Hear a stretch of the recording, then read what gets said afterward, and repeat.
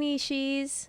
It's Bria. And Will. I always feel a little awkward coming back when we miss a week. We had no choice. We are not yet able to record on the go. Yeah, that would have been hard. We were out of town last week. We were in San Diego. I booked a job in San Diego. I do have jobs. I'm employed.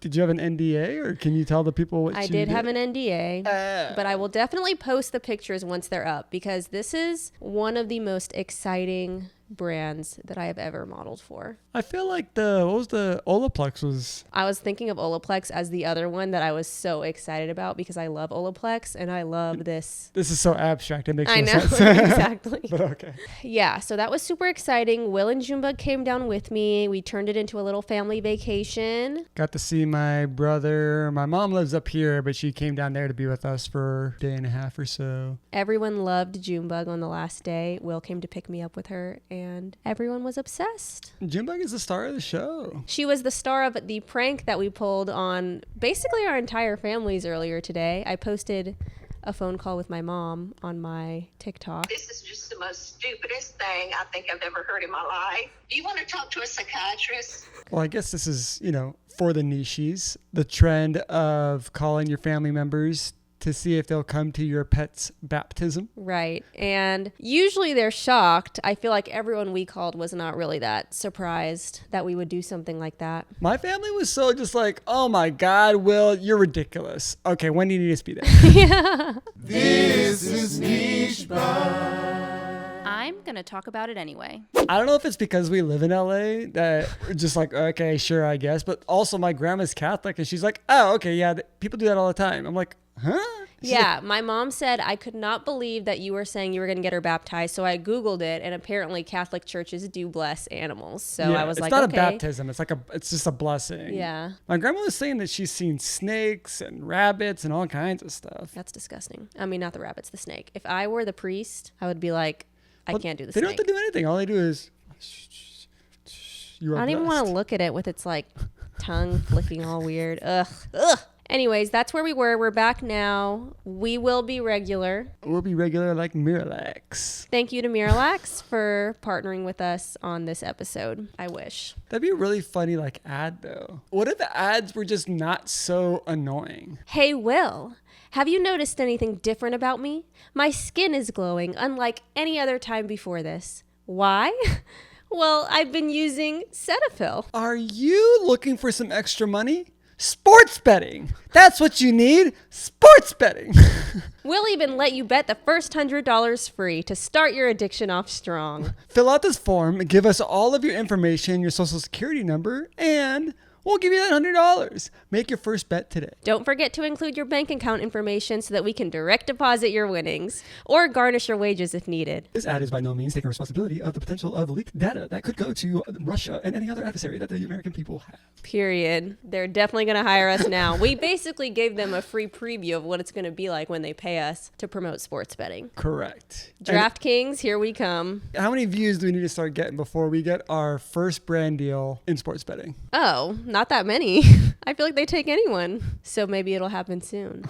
So I like being in other people's business. There's nothing that I enjoy more than hearing someone talk about drama about random people who I don't know. Like, that's why I love Townie Tea, because it's just random ass people, which, by the way, gossiping. Some say gossiping. I say spreading the word. But the latest gossip on my FYP is this, I guess she's British. Her name's Kira Cousins. She faked a pregnancy, had a gender reveal, had thousands of dollars of gifts for a baby shower, had the baby in the middle of the night, and then the next morning everyone saw a picture of this baby in the car seat. It was a fucking reborn doll. Have you heard of those? I've never heard of those until this story. It is super realistic. Very realistic. Does it breathe? Does it do anything? No, it doesn't move, but it's just so intricately made that it could be a creepy little baby. They all look kind of creepy, but she was passing off a reborn doll as the kid, and taking AI videos of it so that it would be moving. That's crazy. And then I guess the jig was starting to be up. So she deleted all of her pictures of the baby and then told everybody that the baby died. Don't forget that she planted the seed beforehand when she was still pregnant and saying that the baby has some like congenital heart defect and all that kind of stuff. So leading up to her out. Yes, this was very premeditated. And I feel like we shouldn't be saying the baby. We should be saying her real name, Bonnie Lee. Little Bonnie Lee. I swear, sometimes British people are so Southern. It's a Southern vibe. Little Bonnie Lee. Oh, the double naming? I feel like Bonnie Lee is like just your neighborhood girl. Bonnie Lee, did you sleep with my husband? Very Heart of Dixie You watched Heart of Dixie? for like a couple of seasons. With Rachel Bilson? Oh my God, y'all. I have finally come across someone who watched that show. No one else did. So this is crazy. Okay. This was coming off of watching, I like Nashville. So, Yeah. you know, country music, all that stuff. I was really into country music at the time. So that was over, or I was done with it. And I was like, what else do we got? That's soap opera-y, I guess. But in a small Southern town? Yeah, it's the Heart of Dixie. I love it. Rachel Bilson's follow-up to the OC. And I really wanted to watch that, but I just never did. Never turned it on. Anyway, yeah, this girl faked her whole pregnancy. It's all over TikTok. What does she gain from also just lying to her husband, fiance, boyfriend, lying to his family, your family? What was to be gained? Is this just like a Attention. Munchausen syndrome type thing? Yeah, it's attention, and apparently she got so many thousands of dollars of gifts and things, so Oh, maybe that's she could right. also resell the gifts. Who So knows? it's a scheme. It seems like a scheme. What else would your motivation be? Yeah. I don't know. I'm just waiting for the Netflix documentary to come out, the HBO. Definitely a Dateline. This is hilarious. They do Datelines about non-murders, right? It's rare, but it happens. Yeah, this would be hilarious. Why is it not bigger? I think it is big. Is it not? I don't think it's that big. Yeah, honestly, I only saw one singular slideshow about this on my For You page. We got to run up the numbers. Look up Bonnie Lee.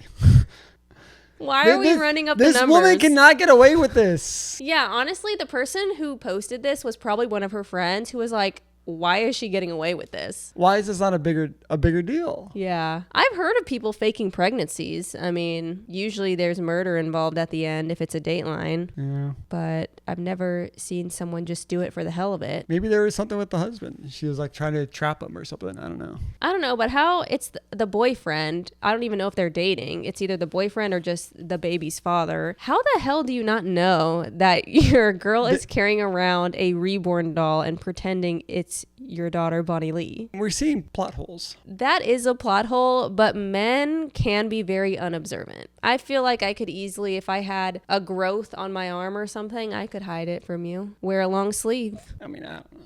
I'd be walking in on you in the shower. You can't hide a baby bump in the shower. I'll lock the door. Oh, so all of a sudden you're locking the door out of the blue. I'm going to say, what's wrong? Let me in there. What, you're gonna break the door You're down? doing meth.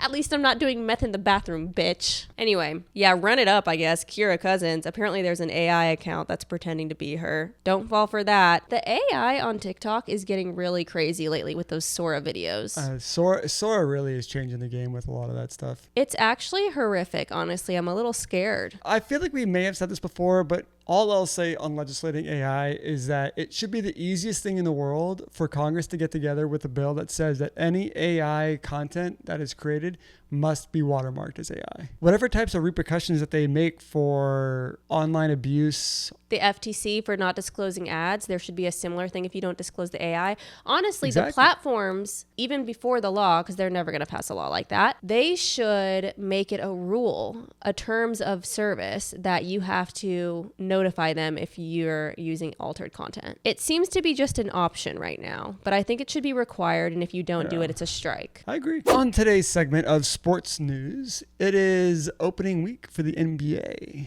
which means it is opening week for seeing B-list celebrities courtside at basketball games. Ooh, who? I don't know. Who's dating who? Oh, you know who I can think of is Carl Anthony Towns and Jordan. Are they still together? I think so. Did you see that Revolve announced a partnership with the Lakers? Seems kind of random. First off, why wouldn't you go Sparks to start if you want to be in the sports world? That is the most obvious, easy thing that I can think of. They must have tried that. They must have tried it. I'm sure they might have. Doesn't Kim Kardashian have something with the WNBA as a whole? She did a Skims partnership. Yeah, there's like a Skims. They're the official underwear of the WNBA or something. Yeah. It is super random. Maybe they're trying to get more women to watch watch the NBA, but why? Revolve around the arena and get your onion rings. How does that make any sense? They always do hashtag revolve around the world for their influencer brand trips. I'm sure they're going to do something like that. So if that's the case, they'll maybe take some cameramen and go around the stadium and find attractive women and do like, here's your Revolve. So what are you wearing? Even if it's not Revolve clothes, you know, it's just like fashionable women that go to basketball games. Yeah, we'll see what they do. That feels random to me too. Maybe they'll do a Revolve makeover and make a woman in the audience change her clothes to a Revolve fit. Which is interesting because then you're just giving away clothes once every match. They're always giving away clothes. I'm really befuddled. But we'll see. Yeah. I don't keep up with any of that NBA shit, but I do keep up with Ben Simmons, I guess, because his sister popped up on my For You page. Does she have a podcast? I don't even know if she has a podcast. I just know that she popped up on my For You page. Never seen her before.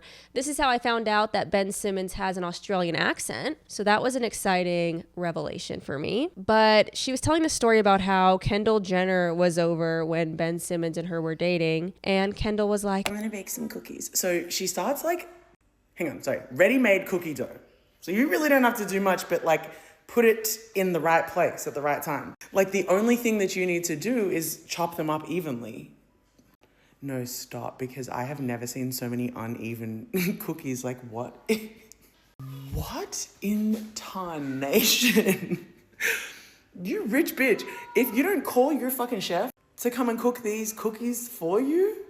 Anyways, it was just hilarious because they're just all the Kardashians, the Jenners, like weird bitches. that's it. That's the story.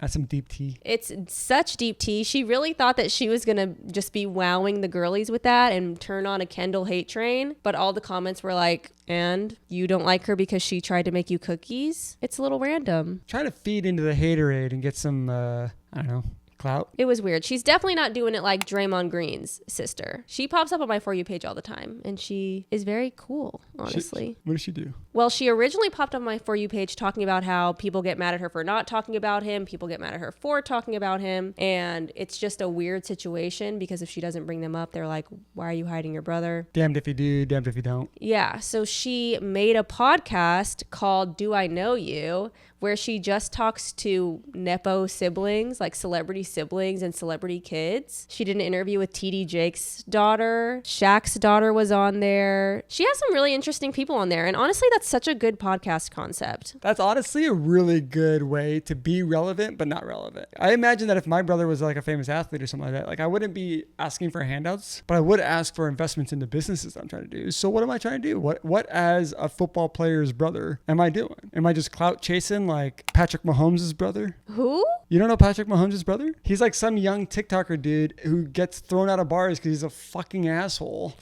And just rides the coattails of his brother, just being like, you don't know who I am. And then like universally hated.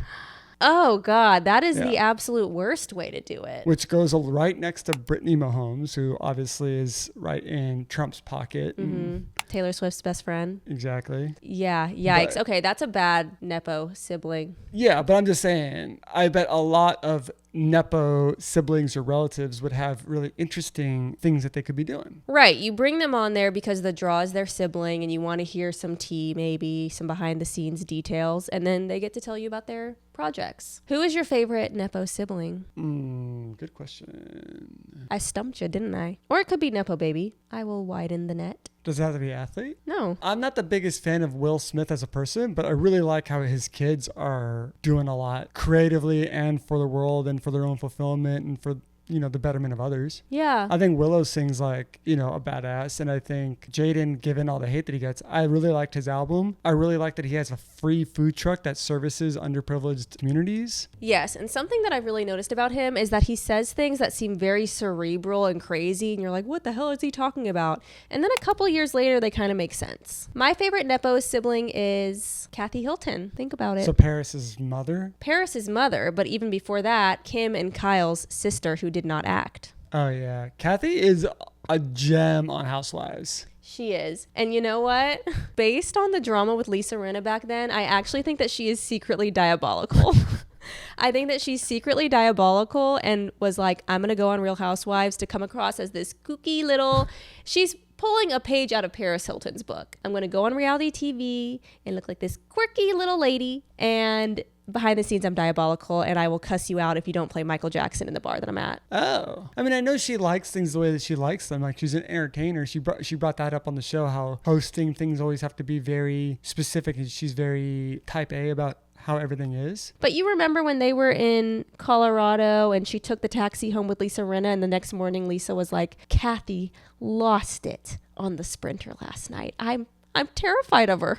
I'm honestly terrified of her. But I think she's my favorite Nepo sibling. Yeah, she's good. / Nepo mommy. Niche classic beauty guru tea. I think 2 people are going to get this. Back in the day, there was an iconic beauty YouTuber named Carli Bybel. Okay, she's in New Jersey. She has huge hair, so much hair, so good at makeup, honestly slayed with the contouring. And she's dating this guy, Brett, who's a personal trainer. Correct me if I'm wrong, but I thought the vibe at the time was that she had all the money and he was just kind of fucking around trying to be an influencer maybe. So they break up after a very long relationship. It's heartbreaking. She gets Like with how some long? years Long. and years and years. Yes. Her Shit. entire YouTube journey, he was there. Shit. They break up. She gets with someone else. She has a kid. Meanwhile, he moves out to LA, starts working at Sir or Tom Tom, I don't even know which, ends up on Vanderpump Rules, stars in Sheena Shea's music video in Palm Springs where she essentially humps him and licks his ears on camera and takes that as a date. He's like, Sheena, I'm really not interested.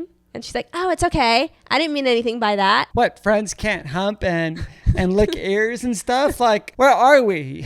Yeah, so he's on Vanderpump Rules. He gets kicked off during the Great Awakening of 2020 when they fired a bunch of people. Yeah. He gets fired too. Long story short, too late. I'm scrolling on TikTok and I see her posting a birthday video and he's in it. He's back? He's back. Here's to new beginnings. Sometimes old flames rise back up to the top. I was gagged. I saw it on set last week and I put it on my Instagram story because I was just shook and had no one there who knew what the fuck I was talking about. There's an old saying that by the age of 30, you have already met the person that you're going to marry. Oh, really? People always try to, I'm looking for someone new. I'm looking for someone who fits the bill. It's just an old saying that you've met that person already. I guess it's a theme or a topic in sitcoms because I've seen it, I think, multiple times where the girl in her early 30s, is talking about, wanting to find someone and settle down. And then her mom is like, honey, you're just being too specific. You're being too high maintenance. Reality is you probably already met the guy you're going to marry. So then they start going back in their black book to find who's the one that kind of got away or who's the one that I really should settle down with that, really kind of worked out. So yeah, that's giving Lifetime movie, honestly. It's Right. giving big time exec comes back to her parents' Christmas tree farm and finds the guy who was a nerd in high school, but now he's hot and running things. Yada, yada, yada. Or it's giving the YouTuber who has all the money, has all the fame, all settled down, has the house, only missing love. Oh, damn. Yeah. So finds her guy scrolling on Instagram, slides in the DM, and the rest is history. I swear I saw their reunion on TikTok. I believe it was documented. Or did I see it on Reddit? It was a picture that she took with him he was a barista at a cafe. Yeah, I guess he was a barista or something. They ran into each other. That's what I think. I think it was a little meet cute. But they were like, we weren't right for each other at 25, so here's to 35. I'm living. Honestly, I'm living. This feels She's still very on YouTube? good. She might be. I don't follow her very closely anymore. I feel like it's hard to have that kind of longevity on YouTube. A lot of the beauty girls from that time still are on YouTube, but you have to kind of modify a little bit. You can't just do tutorials. You gotta expand. Anyway, congrats to them, honestly. Okay. I love the reunion. Go for it. I don't know anything about either one of them, so You know about Brett. yeah. I feel like he held his own pretty respectfully against Sheena. Yeah. You really have to be very blunt, I think, with her. Very clear. Yeah, but a lot of people could have been, either more rude or ghosted, or I felt like he was doing it pretty respectfully. He was a respectful guy on that show. It was just them old tweets that were his demise. But that was also the time when some of the OGs weren't getting re-signed or coming back. And so they hired in new staff members, new regulars, and they were all kind of boring. They didn't really generate any drama. Yeah, the desperation there. They tried it, but none of them could shake it. Honestly, the show itself couldn't shake it, so whatever. It has been since 1998 since someone has broken in and stolen something from the Louvre in Paris. I remember hearing that someone back in the day took the Mona Lisa and then brought it back. That seems like it would be really hard to steal. But the Louvre does not exactly seem like a place where they just have shit laying around that you could easily steal. I'm sure they guard it pretty well, no? Hell if I know. All I know is that someone used like a ladder outside, climbed up to the second story of the Louvre, used a glass cutter to get into the window, go in there during broad daylight, steal a bunch of shit, walk out, drop a crown on their way out, and escape, and no one knows who they are, where they are, or anything about it. That's some expert heist work. That's some Italian job shit. When's the last time we have had a heist? I don't know. When was that LA Times podcast where they were talking about the heist off of the Brinks truck on the 5? That was recent. It wasn't even like a Brinks truck that like we know it. It was a normal semi-truck trailer because they had so much to haul from one jewelry showcase in the Bay Area, and they were going down to LA for the next show. So they had hundreds of vendors of all their precious jewels and diamonds and stuff, and they were hauling it down, and then someone was tracking them, stole a bunch of shit out of the back. Yeah, that was crazy. And I believe they have not caught the people yet, right? They didn't catch it when that podcast was made, but I think it's really interesting because that didn't happen that long ago. Yeah, the heists are still happening. I'm just shocked that it happened at the Louvre. You would think that they would really have their heist situation figured out, but I guess not. It's so crowded over there. They probably are just so overwhelmed with people. They're not even really going that crazy. But the cameras? That's what I'm thinking. I mean, obviously you can be hooded up and masked up or whatever, but whoever did this was an expert, honestly. If you were to pull off a heist, what would you rob? I actually have a really good answer. I would rob the British Museum. I think they have a lot of stuff of value. They have all that royal shit in there, so that's good. And I could also pull a Michael B. Jordan from a Black Panther. Black Panther, and take their stolen African art and return it to its rightful owners. It's a 2-in-1. That's pretty solid. But that seems like an expert job for an amateur heist. Absolutely. I'm thinking, maybe I get some partners that are experts to help, and I'm just the brains of the operation or something. The brains without any experience. You're just the idea creator. It was my idea to rob the British Museum. I need everyone else to do all the other work because I'm scared. I won't go in the field and I don't have any experience to pull off the planning. What I could be really good at is creating a distraction. You could also exchange all of the art and antiquities for money and whatever it is you're taking it to. Yeah, but I don't want to be tied to it in that way. I think I'm the decoy. I walk into the museum, I slip on something. It's like Sugar and Spice. Do you remember the movie Sugar and Spice when they're trying to get the money for the baby and they rob the school event and the girl pretends to be choking so that the people leave the cash? I would be the choking girl. Okay, you're the damsel in distress. I'm the damsel in distress. Oh, very good. What's that movie that you like about the girls who rob the old man? Gene Hackman? Oh, Heartbreakers. Yeah, I pull one of those. With Jennifer Love Hewitt. I do a little slipperoo. That's good. Where would you rob? I want to rob. I feel like I too would rob a truck, but I would do a smash and grab way. Oh, we're talking smash and grab? I thought we were talking diabolical, intricate. You could do either one, but you have to have an ability to get away. Remember the movie Heat? They did a smash and grab on that truck, and they didn't intend to kill one of the truck drivers, but they did. Happens. And then all of a sudden it turned it into obviously not just a heist, which has maybe a lower value, police ranking for manpower, but it turned into like a murder investigation. That's the whole thing, right? So I would do a smash and grab on a truck. And I think that what I would like to do is gold bars. Classic. I got to find people transferring gold bars. No, that's good, honestly. I wonder if they've melted down or disassembled anything that they stole from the Louvre yet. Or are they trying to pass it as is? Yeah, I don't know. I feel like it'd be easier to track if it was done as is. I also feel like you don't do a job like that if you don't already have a buyer in mind. That's true, honestly. That's really a good point. Well, to me, it's wrong to do a heist. It's wrong, but this is very impressive, and I will be following it closely. Robin Hood, steal from the rich and give to the greedy. Wait. Steal from the rich and give to the needy. But we don't know. They might be stealing from the rich and giving to the greedy. They probably are. Friend of the show. We've talked about him before. I believe the last time we talked about him, we mentioned that he was going to prison. Now George Santos is out of prison, ready to resume his Cameo career. Wow, this happened so quickly. Is he back on Cameo? Does Cameo have like a no record? Felons? No felon? Are you kidding me? Half the people on 90 Day Fiancé would not be on there if that were true. That's true. I don't know if he's back on Cameo yet, but I'm sure he will be. I think I speak for both of us by saying that it's fucked up that he got his sentence commuted. And basically all the people that he scammed out of money and donations for his campaign career are not getting justice. But if anybody's going to be out, at least he's objectively hilarious. I hate to say it, I really do, because he is a horrible person, but the man is funny. The man is funny. I hate it when bad people are funny. He posted a tweet about moving out of New York where he's only ever lived, and he's got to get out because Mamdani's going to be mayor and crime's just going to go rampant, and Says the criminal. He wants to make sure that as he starts his next chapter of life, he wants to make a family. Can't do it in New York City anymore. And people are responding like, see, Mamdani's already getting criminals out of New York. Honestly, yeah, it's working. The anti-Mamdani people are really gonna flee, and I think that's for the best. But I saw him say in an interview that he is going to be advocating for prison reform because he was in solitary confinement for 41 days, I think. That's a long time. That is a long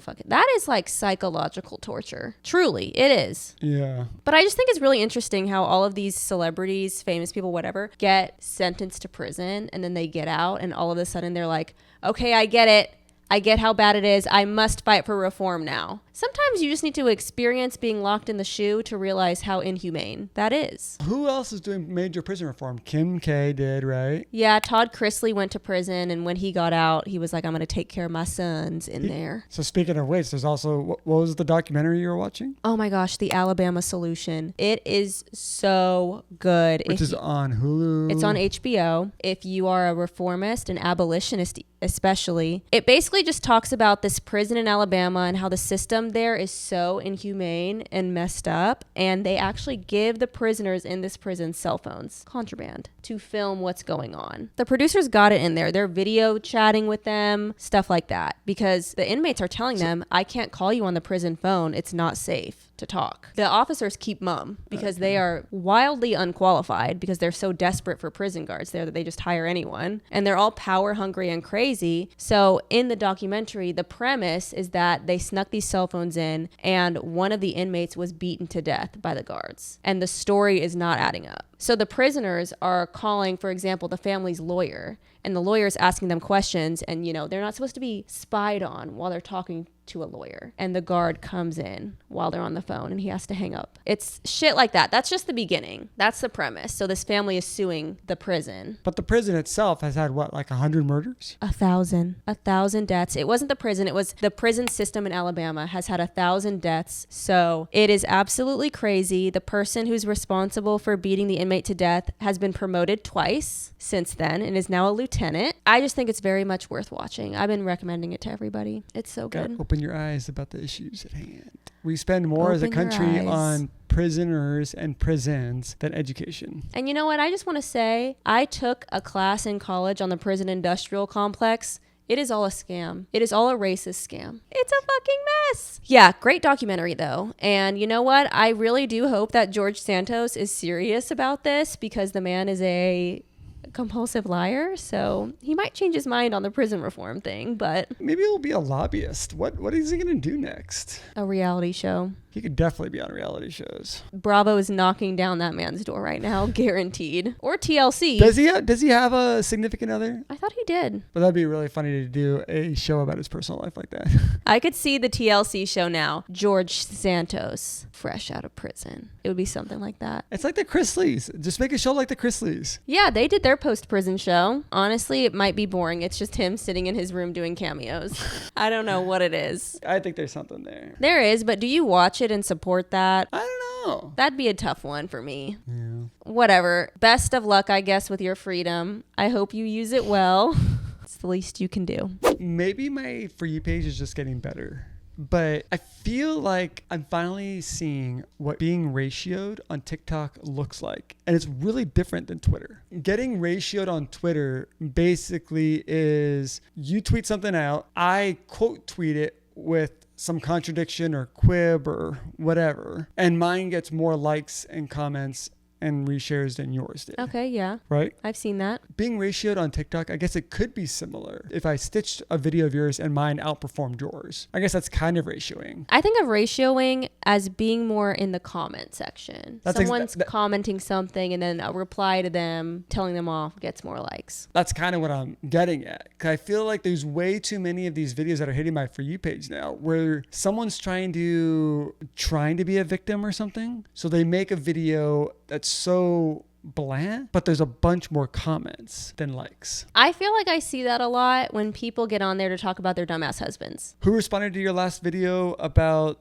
the bag? Danielle Bernstein got ratioed in my comments. So that looks like what she makes a comment and then people are in under her comment saying, yo, you're kind of weird for this. It was her commenting her explanation and someone said, I don't believe you, essentially. And people were liking that person's comment or leaving their own comment. They're liking someone else's comment under her comment. Yeah. More. Okay. I feel like that's how I normally see ratioing happen on TikTok. Yeah. But the likes thing is interesting.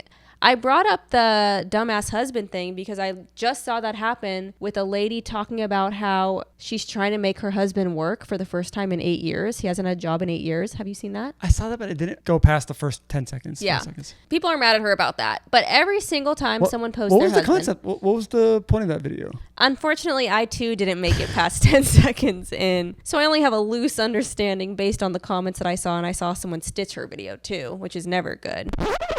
Hey, editing Bria here. You're probably wondering why I'm freeze-framed right now. Well, it's because since we recorded this video, it has come out that this woman's husband has not worked for the past 8 years because he was a teacher who got caught abusing his students. So, yeah. If you don't want to be ratioed, don't talk about your dumbass husband, is my thing. The thing that I see a lot is people trying so hard to be victims, like getting mad at a service worker for doing something and people just be like, yo, he's literally trying his best. He's talking to you calmly. He's not being aggressive and you're the one being aggressive to him. I kind of like it when that happens. When someone films someone trying to be cancel culture-y and then they get treated in the comments for doing it. So this brings up a good point because we talked about this before about like a PR firm who uses bots to comment under a video to steer a conversation or steer a perspective on a video. We're saying that the DoorDash girl. Oh my God, the DoorDash drama has been wild. I don't know what to believe. I saw someone say they were using AI creators to push DoorDash's narrative. So that's one of the things that you thought you saw was that DoorDash might have been the culprit behind the conversation that said that she went into his apartment. So the summary of the drama is that a woman DoorDash driver was making a delivery, was told to leave the food at the door, arrives, the door is wide open, the man is in the living room, on the couch asleep with his pants down around his ankles, bare-assed, and he's within eyesight of her at the front door. His pants were around his ankles? Yes. Oh my God. So she says that she's sexually assaulted by this, files a complaint with DoorDash, nothing happens, makes a video, posts pictures that she took of him bare-assed on the couch and says, this is fucked up. Now all of a sudden she is fired from DoorDash. Her account's been deactivated and she's not being, I guess, treated as the victim that she feels she is. So a lot of people are going back and forth on this, right? The public perception is he may not be the reason why the door was left open and he was in his home. Like you kind of can't do anything about that. You're in the wrong for taking pictures of a man naked in his home and posting on the internet. You're wrong for that. Well, I saw a lot of people saying that she was wrong because she went into his house and took the pictures. Come to find out, there's no proof that she ever walked in the house. The idea that she put forward in her video was that the door was just wide open and she saw in. Right. So was that DoorDash was that a smear? Paying a PR campaign to steer a conversation that was against the complaint? It makes it sound like a conspiracy theory to say that. But they are doing that. That has to be, if it's not already a business, I would make it in a heartbeat because a PR company that can use bots, which is arguably 90% of the internet at this point. Yeah. Anytime you're arguing with some dumbass in the comments, it's a bot, straight up. That they absolutely would use those comments because imagine if you're watching a video and someone's being super cringe. You're like, ooh, I don't know. You go to the comments because you think they might be funny and hating on her, hating on him, doing something, in the comments. Lo and behold, everyone's super supportive. And you're like, oh, well, I'm not going to leave like a mean kind of snarky comment because everyone's being supportive and that would make me look like a dipshit. I first noticed this with the James Charles incident where he hooked up with the girl's ex-boyfriend who had been abusive towards her, and they were friends. So he betrayed her. She made a whole video about the boyfriend and all of this, and he did an apology. And you go to the comments of the apology and it's a bunch of bots saying, oh my gosh, James, I understand, I forgive you, like this is so wrong, it was so blown out of proportion. So now if you comment negatively, it's like, am I a jackass? Like, I'm confused, am I misreading the situation? There is a social pressure that you feel when you open a comment section and you don't agree with the comments. Yeah. That is just basic psychology. So I feel like they were doing that in his comment section to set the scene for forgiveness. So it's not that crazy to think that a brand would do that in response to a situation. Our niche lord of the week is a vlogging queen. Her name is Yvonne Arriaga, and I came across her video. She vlogs her day as if you're flipping through someone's Instagram stories. It's just quick clips. They're kind of uneven, and it's just little food, her taking a sip of something, her shopping, grocery store. It's so fast. Just when we thought that innovation and creativity was lost, she brought back a whole different style of vlogging and content for us. Big fan. Big fan. And I don't know why. The vibe that I get is that this was not intentional and she's just trying to do those quick vlogs like everyone else. But when she does it, it's She leaves the audio on too, so it's always like it really is giving Instagram story. Yeah. I think that's what makes it intriguing. It's like a flip book, but for vlogging, kind of. Yeah, I love that so much. So shout out to you, Yvonne. She has like 2,000 followers. I believe she needs several 100,000 more. Let's go ahead and crown her. We love you, Yvonne. I love anyone who's changing the space, modifying it, and making it their own. Transforming it, if you will. And on that note, if you like niche news, internet history, reality TV, or pop culture, subscribe to my YouTube channel. That's what we talk about every single week on here. I'm currently doing a deep dive. I'm researching for a deep dive on Kat Von D. So subscribe if you want to see that. And of course, you can follow Will. He's on Instagram. He's on TikTok. I got his YouTube down there. And follow my daughter, Good Job Junebug, because she's doing the best she can. The content is coming, and we'll see you next time. Bye.